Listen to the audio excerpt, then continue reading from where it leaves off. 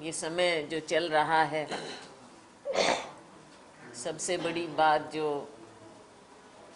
देश में है, प्रदेश में है, हमें सबसे ज़्यादा पिछले दिनों में जो हमने देखा है, हरियाणा के जीवन को प्रभावित किया है, वो किसानों का आंदोलन है,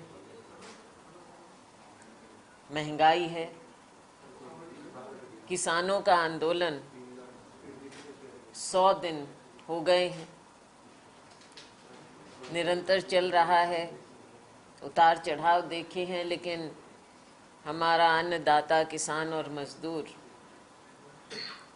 अपनी मांगों को लेकर, अपने अधिकारों के लिए संघर्ष करते हुए अभी भी डटा हुआ है। और ये सरकार जिस तरह से जिद पर अड़ी हुई है, ऊपर से नीचे, चाहे माननीय प्रधानमंत्री जी से शुरुआत करें, भारतीय जनता पार्टी की सरकार, केंद्र की, राज्य की, इनकी ओर से जो सबसे दुखद बात है वो ये है कि कोई संवेदनशीलता नजर नहीं आती। जो कुर्सियां और करो, जो सरकार को किसी भी मुद्दे को लेकर जब लोग खड़े हो जाते हैं, कोई बात होती है, सरकार को आगे बढ़ना चाहिए, दुख दर्द बांटने की बात करनी चाहिए। नेगोशिएशन एक है, अपनी जगह है मुद्दे को लेकर, लेकिन 200 से अधिक लोग जहां जिनकी जान चली जाए तो संवेदनशीलता तो ज़रूर आनी चाहिए। और राज में रहते जो सत्ता में होते हैं, उन्हें संवेदनशीलता दिखाना सार्वजनिक जीवन में ये भी एक मांग होती है। लेकिन भारतीय जनता पार्टी ने कभी भी संवेदनशीलता नहीं दिखाई। चाहे आपको याद दिलाऊं, जब नोटबंदी की भी बात थी, लोगों की जान गई, तब भी नहीं दिखाया, और अब भी अब तो दिखावा भी नहीं चल रहा है। शुरू में दिखावा किया, अब दिखावा भी नहीं।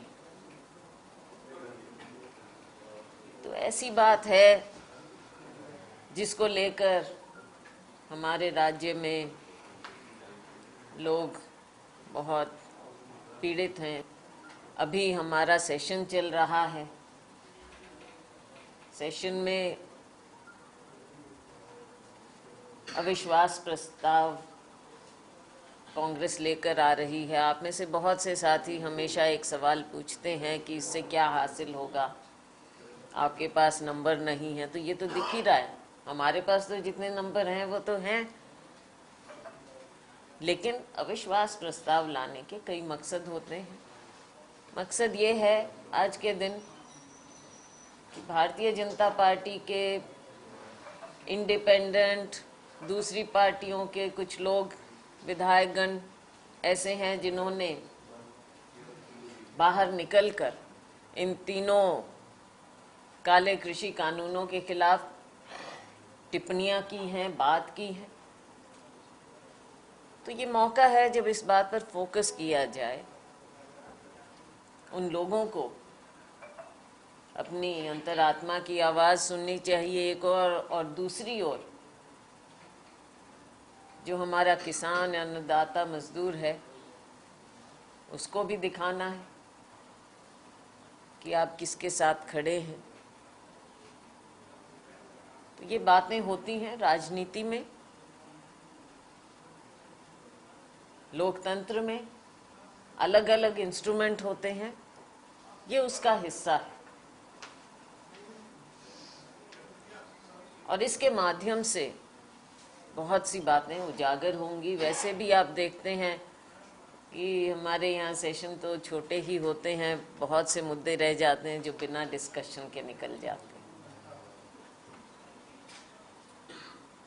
तो इसके माध्यम से एक अच्छा डिस्कशन भी होना चाहिए, बातें भी सामने आनी चाहिए, उजागर होनी चाहिए। तो किसानों की ये बात रही, हम चाहेंगे कि सरकार इसमें आगे आए, बढ़े, क्योंकि बहुत से सरकार के लोग ऐसे हैं जो जब पब्लिक में जाते हैं तो पब्लिक के सामने फेस नहीं कर पा रहे।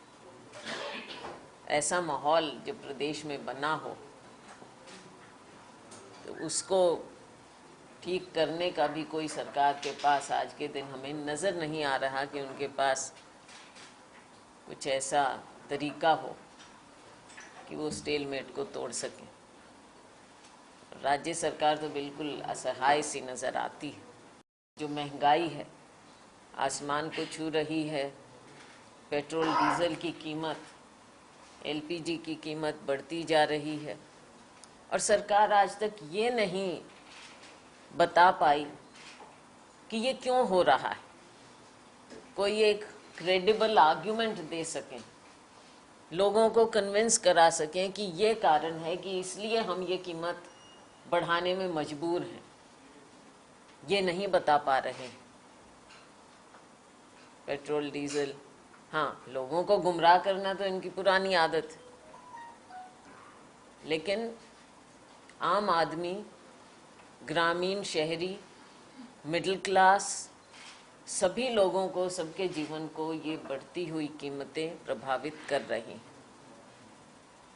लेकिन सरकार को ये नज़र नहीं आ रहा। साथ में साथियों 75% आरक्षण जिसकी बात कही गई, अब इसको कैसे ये लागू करेंगे बताएं। अनाउंसमेंट करना तो बहुत अच्छा लगता है, लेकिन क्या इस सरकार की इतनी क्रेडिबिलिटी है?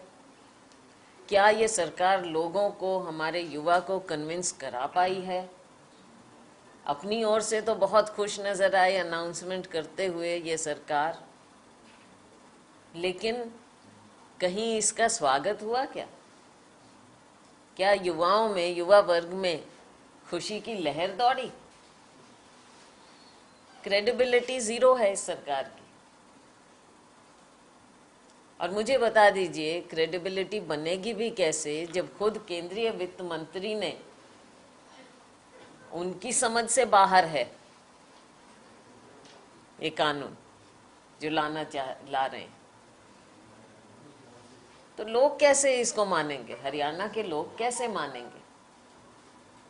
इसके विभिन्न बिंदु हैं जिन पर नज़र डाली जा चुकी है। सब बातें मैं यहाँ पर नहीं दोहराना चाहूँगी, लेकिन आप जानते ही हैं कई पहलू हैं।